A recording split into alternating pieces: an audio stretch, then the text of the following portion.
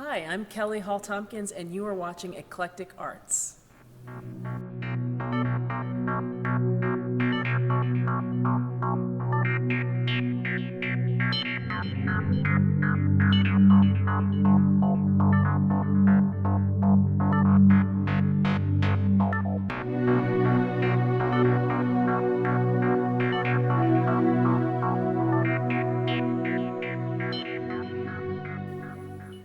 All right, we're here in my hometown of Edmonds, not Seattle, as, as Kelly kind of learned during the concert that we have some kind of weird thing about we're not from Seattle, we're from Edmonds, we're from Everett, we're from Tacoma.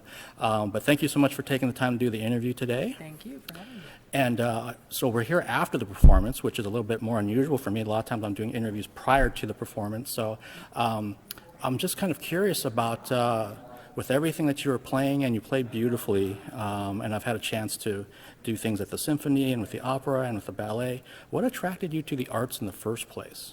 Oh, I fell in love with the arts as a child. Music called me. I think it's interesting how you have children in the same environment and different things call them from that same environment. So music always called me from the earliest days growing up Lutheran and hearing a lot of Baroque music in the church, and then also Warner Brothers cartoons on Saturdays, so I had the weekends covered. And then I think, my elementary school took a trip to see the Greenville Symphony in South Carolina, and I remember hanging over the balcony and, listening to the concertmaster play the solos from Scheherazade.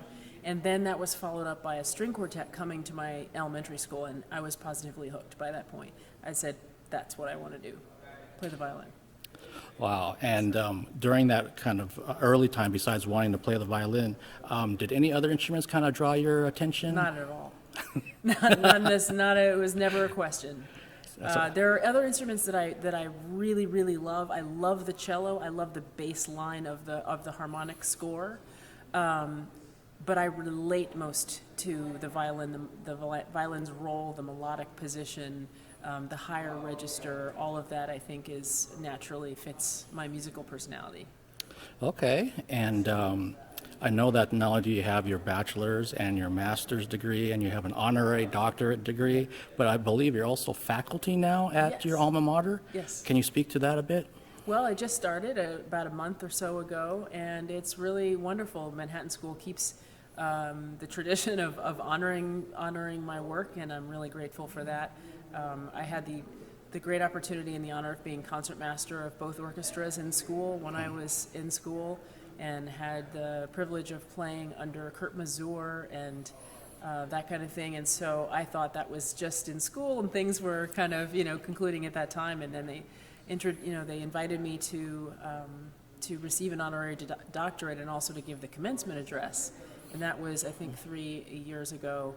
And then, I was actually soloist in the spring for their centennial concert in Carnegie Hall with my former teacher, Glenn Dictorow, and working with Leonard Slatkin. And so I'm really honored to continue that tradition of working with Manhattan School, now working at Manhattan School as faculty member.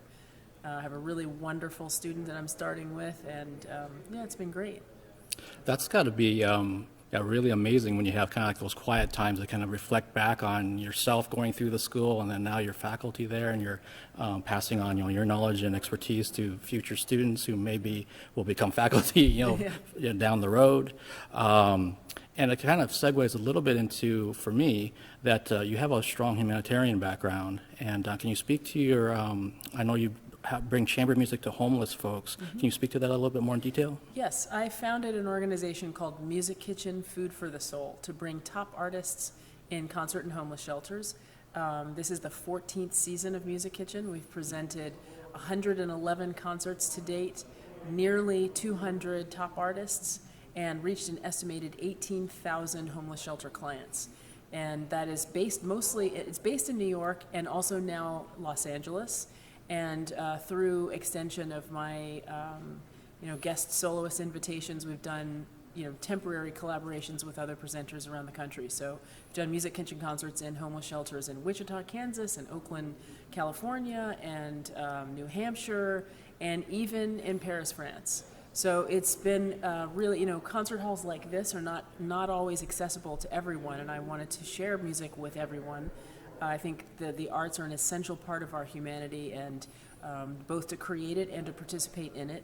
And I think it's really important to share it with people that are not in a position necessarily to take part in concerts in beautiful halls like this.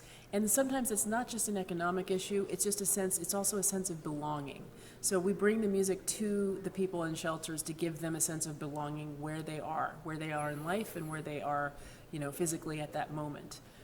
It's a really exciting year for Music Kitchen because in celebrating and anticipating our 15th season next March, I thought of the project calling Forgotten Voices.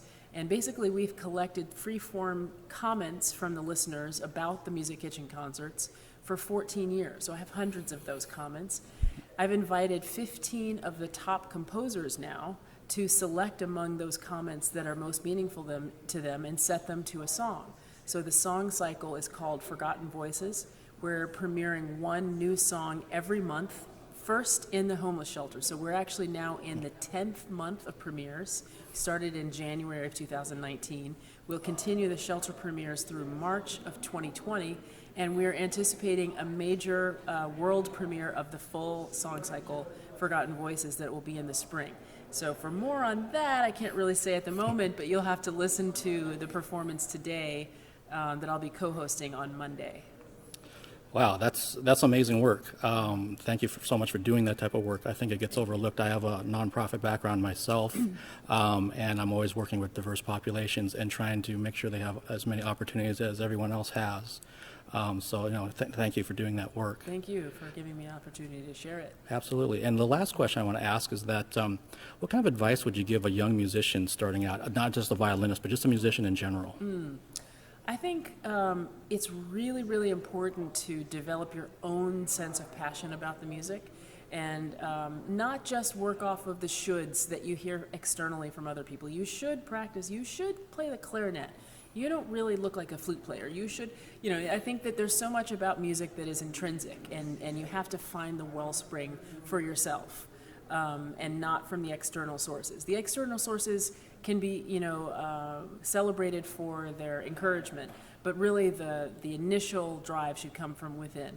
The other advice that I would give is to listen to a lot of music. Expose yourself to things that you don't know.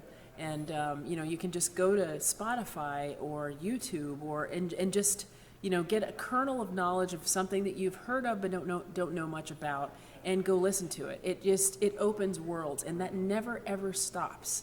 I've been playing the violin nearly my whole life, and there are still pieces that I discover for the first time, and it's an incredible mind-expanding experience, and you can really have that experience on a regular basis, and it expands your sense of the world, your sense of yourself, and your sense of what's possible.